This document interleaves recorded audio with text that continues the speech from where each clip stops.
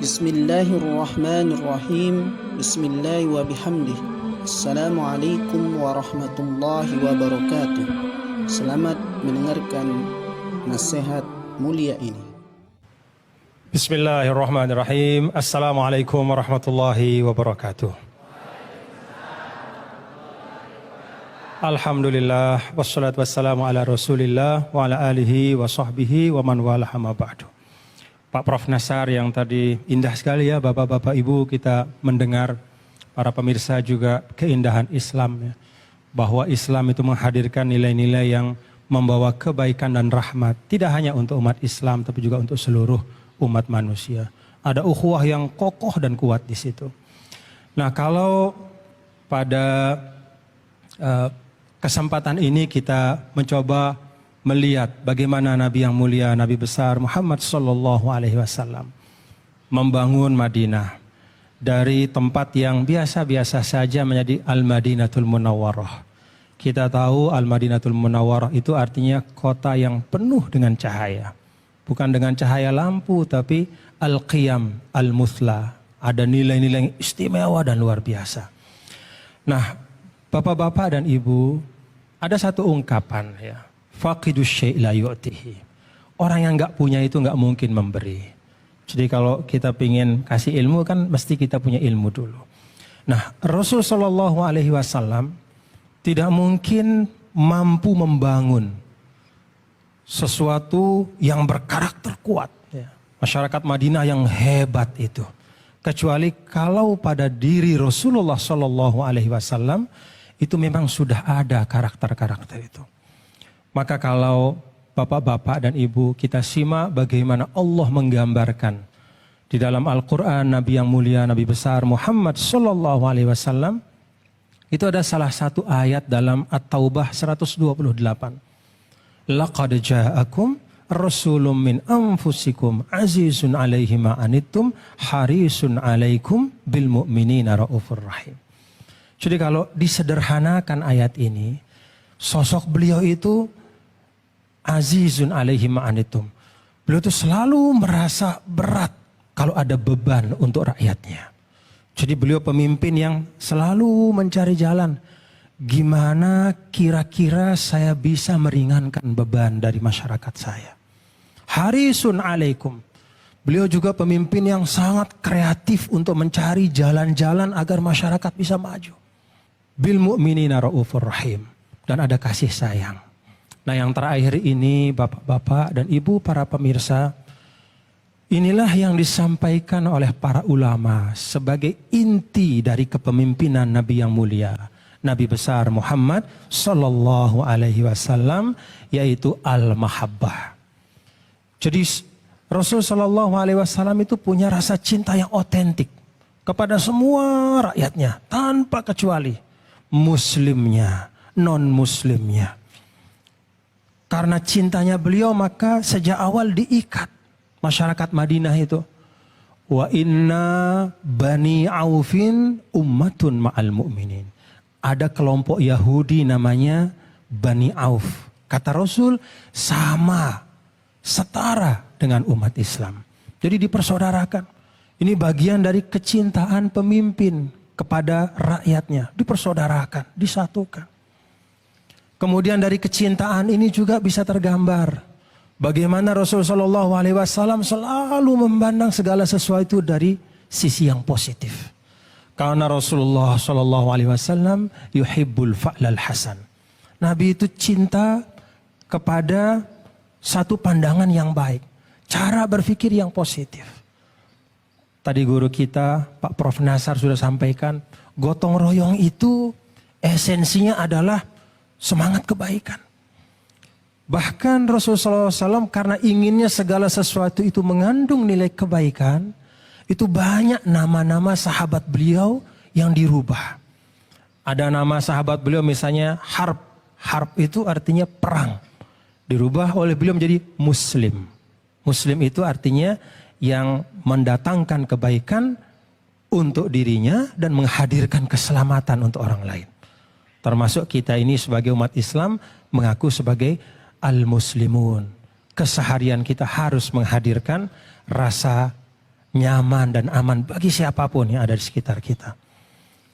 Ada yang namanya misalnya suatu tempat yang dianggap tidak baik, diganti dengan al-khadrah, tempat yang hijau, membawa aura yang positif.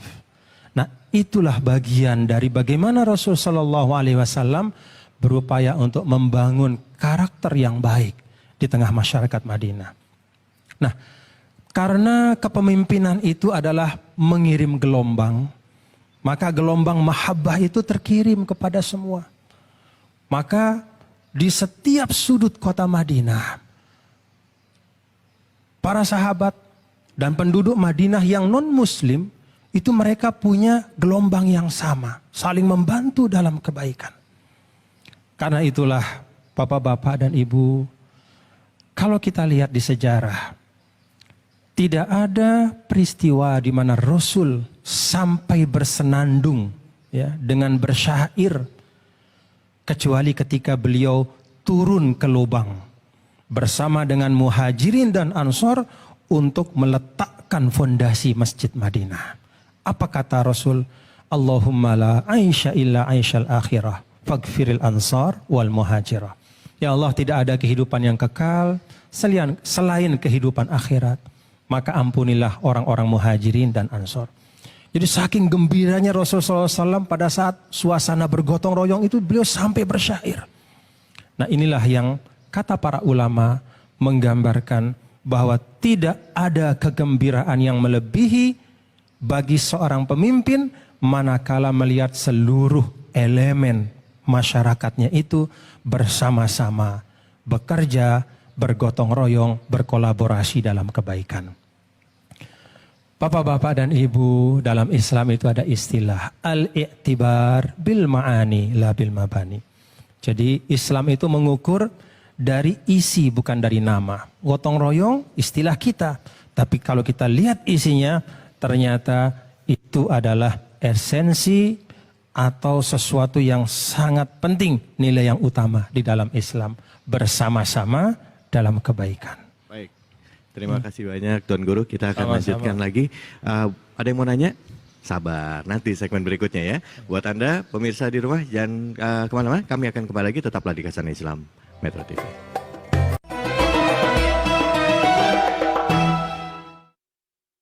Alhamdulillahirrabbilalamin. Buat Anda yang baru saja bergabung ya, kita kembali lagi di Khazanah Islam Metro TV. Tema kita ini adalah tema spesial dalam rangka menyambut tahun baru Hijriah, yaitu gotong royong sebagai kekuatan umat Islam. Nah, Tuan Guru tadi sempat dibahas tentang zaman Rasulullah. Nah, bagaimana jika kita kaitkan lagi di zaman Rasulullah dan kekinian, di mana saat ini isu disintegrasi, perpecahan, ya tadi sempat disinggung juga. Alhamdulillah Indonesia masih bisa bertahan. Tapi figur Rasulullah SAW pada saat beliau sebagai seorang pemimpin, apa yang beliau lakukan? Bagaimana sikap beliau menghadapi, ada yang pro dengan beliau, ada juga yang tidak. Nah, artinya kebijakan beliau seperti apa dalam menghadapi ini, sehingga Madinah menjadi tetap stabil, bahkan juga sejahtera bagi bangsanya, bagi umatnya. Perbedaan pandangan itu kan sunnatullah ya. Jadi seorang pemimpin, bahkan seorang nabi juga, seperti baginda Rasul Shallallahu Alaihi Wasallam. Bahkan dalam Al-Quran juga antara Nabi Musa dan saudaranya Nabi Harun juga berbeda pendapat. Nabi Musa dengan Khidir alaihissalam juga beda pendapat. Jadi beda pendapat itu sekali-kali jangan dimaknakan sebagai penanda bahwa hati kita menjauh. Tidak. Perbedaan pendapat bisa saja menjadi medium yang disiapkan oleh Allah. Kalau suami dengan istri beda pendapat, kan bukan berarti saling benci. Ya. Tapi itu medium untuk berbicara kembali bersama-sama, berdiskusi. Nah, Rasulullah SAW sejak awal ya, yang kita lihat dari semua buku sejarah, kepemimpinan beliau itu adalah, kalau bisa diistilahkan, kepemimpinan yang fungsional, bukan struktural. Jadi Nabi tidak menempatkan dirinya seperti orang yang ada di atas, lalu rakyat itu di bawah kakinya. Tidak. Artinya apa? Semua masyarakat Madinah itu ditempatkan dalam posisi yang terhormat. Tidak ada kelompok yang dipinggirkan. Itulah sebabnya Nabi kita, Nabi besar Muhammad Sallallahu Alaihi Wasallam itu diingatkan oleh Allah Subhanahu Wa Taala dalam bentuk pernyataan dalam Al-Quran. wa amruhum syura bainahum. Bahwa ciri dari masyarakat yang bisa berkembang dengan baik itu adalah amruhum syura bainahum. Jadi hal-hal penting di antara mereka itu dimusyawarahkan. Antara pemimpin dan rakyat saling mendengar untuk sampai kepada sesuatu yang menghadirkan kemaslahatan untuk semua. Nah, ini juga pengingat ya, seakan-akan kepada Rasul tapi sebenarnya kepada kita semua. Itulah kepemimpinan yang dikembangkan oleh Rasul Shallallahu Alaihi Wasallam, kepemimpinan fungsional. Sehingga udah nggak ada lagi urusan suku mana, warna kulitnya apa.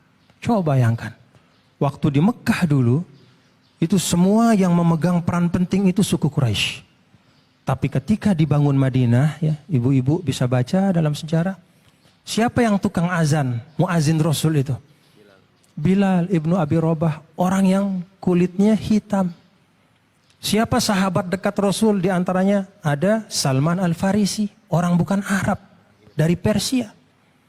Artinya ketika sudah dibangun masyarakat yang di situ ada, seperti disampaikan guru kita, ada kesetaraan. Di Indonesia juga begitu.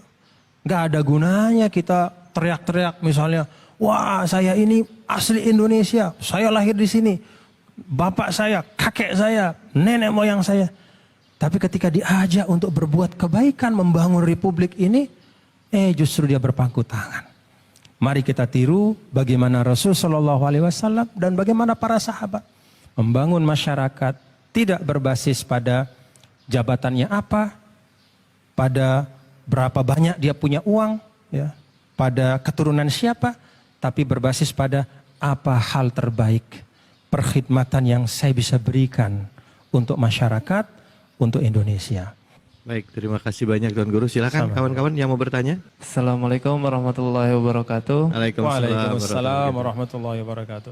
Perkenalkan, nama saya Iqbal Faris Haryono. Bagaimana keutamaan bergotong royong di dalam Islam? Salah satu yang menarik dalam Al-Quran, ya, Bapak Ibu, ketika Al-Quran bicara tentang dorongan untuk berbuat baik, maka sering sekali objeknya nggak disebut oleh Allah. Misalnya gini, waf'alul khair, berbuat baiklah. Apa itu perbuatan baik itu? Perbuatan baik seperti apa yang diinginkan oleh ayat? Nggak disebut oleh Allah. Atau dalam ayat yang lain, wa ahsinu, jadilah orang yang selalu memberikan yang terbaik dalam apapun yang kau lakukan. Dalam hal apa? Nggak disebut. Nah, kata para ulama, kalau objek itu tidak disebut, maka berarti semua hal yang masuk dalam kategori kebaikan itu masuk dalam ayat itu.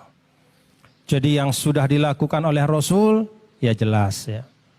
Yang belum pernah dilakukan oleh Rasul, tapi kebaikan juga kita lakukan. Dulu zaman Rasul tidak ada sekolah-sekolah seperti sekarang. Ya. Tapi karena itu kebaikan, kita bangun bersama-sama. Ya. Dulu fasilitas-fasilitas umum tidak selengkap masa sekarang. Tapi karena sekarang kita perlukan, kita bangun. Dan itu masuk dalam kebaikan. Islam itu, ibu-ibu, sangat menghargai yang namanya kepeloporan dalam kebaikan. Jadi kalau ibu melakukan satu macam kebaikan, lalu ada orang yang tertarik melakukan kebaikan itu karena nyontoh ibu, ibu bakal dapat pahala yang sama dengan orang yang melakukan itu. Maka Rasulullah SAW pernah menyampaikan, ada sab'un yajri ajruhunna wa huwa mayyitun lil abdi wa huwa mayyitun fi qabri. Ada 7 amal yang akan ngalir pahalanya terus walaupun orang itu sudah meninggal. Nah, kata 7 ini kata ulama juga bukan membatasi tapi menggambarkan banyaknya. Apa itu? Man 'allama ilman. Kita punya ilmu, ajarkan. Itu jadi amal jariah. Au ajronahron, atau ada saluran air bisa kita ikut bangun bareng-bareng. Ada sama tetangga kita, yuk kita bangun bersama-sama, kemudian kita ikut, wah itu luar biasa jariahnya. Hafara bi'ron, menggali sumur. Bana masjidan, bangun masjid. Artinya apa?